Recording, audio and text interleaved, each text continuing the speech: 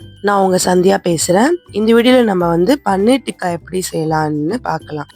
இதுவரையும் நான் பன்னீர் டிக்கா வந்து நான் கடையில தான் வாங்கி சாப்பிட்டுருக்கேன். சரி, நம்ம வீட்ல செஞ்சு பார்க்கலாமே! ஆனா ஆக்சுவலி இது ஒரு எக்ஸ்பெரிமெண்ட்டா தான் பண்ணேன். பட் கடையில சாப்பிடுற மாரி தாங்க இருந்துச்சு. இது நல்லாவே வந்துச்சு. அந்த கிரீன் சட்னி இருந்தா இன்னும் செம்மையா இருந்திருக்கும். அது பண்ண டைம் இல்ல.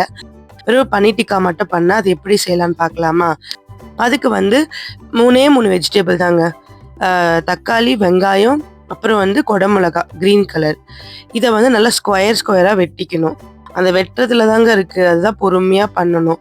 ஏன்னா நம்ம எக்ஸ்பர்ட் கிடையாதுல்ல. எனக்கெல்லாம் வரல டப்புன்னு. அப்புறம் ஒரு வாட்டி 2 வாட்டி தப்பு பண்ணேன். 3வது வாட்டி பண்ணிட்டு வந்துருச்சு. அப்புறம் வந்து நான் பன்னீர் வந்து பெரிய சைஸ் வாங்கிக்கிட்டேன். அதனால தான் அந்த கியூப் வந்து திக்கா கிடைக்கும்னு சொல்லிட்டு பெரிய சைஸ் பன்னீர் வாங்கி, அதையும் ஒரு ஸ்கொயர் சைஸ்ல கட் பண்ணிக்கிட்டேன். கட் பண்ணிட்டு எல்லா வெஜிடபிள்ஸும் ஒரு கிண்ணத்துல போட்டுட்டு அங்கர்டுன்னு சொல்லுவாங்க. எப்படின்னா, நம்ம நார்மல் தயிரே ஒரு கிண்ணத்துல போட்டு வச்சீங்கன்னா, தண்ணி தனியா, தயிர் தனியா இருக்கும். ஸோ அந்த கெட்டி தயிரை மட்டும் எடுத்து அதில் ஆட் பண்ணிக்கிட்டேன். ஃப்ரெஷ் க்ரீம் கூட போடலாம். இன்னும் டேஸ்ட் கொடுக்கும். நான் ஃப்ரெஷ் க்ரீம் போடல. அங்கர்ட் மட்டும் யூஸ் பண்ணிக்கிட்டேன்.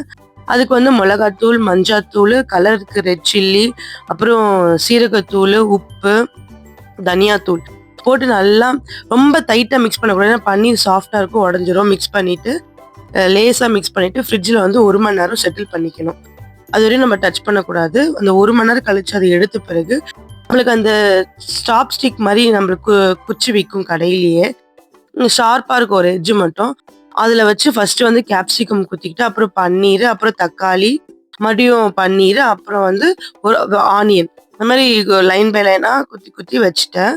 அப்புறம் நான் வந்து ஆக்சுவலி நான் ஒரு இது கிரில்ல பண்ற மாதிரி இல்ல. அந்த நெருப்புல சுடலாம் பார்த்தா, அந்த குச்சி வந்து தீஞ்சிரும். அதனால கிரில் பேன்ல பண்ணேன். நல்லா வந்துச்சு. என் ஹஸ்பண்ட்ட குடுத்து சாப்பிட்டு பார்த்தாரு. செம்மையா இருக்கு. ட்ரை பண்ணி பாருங்க.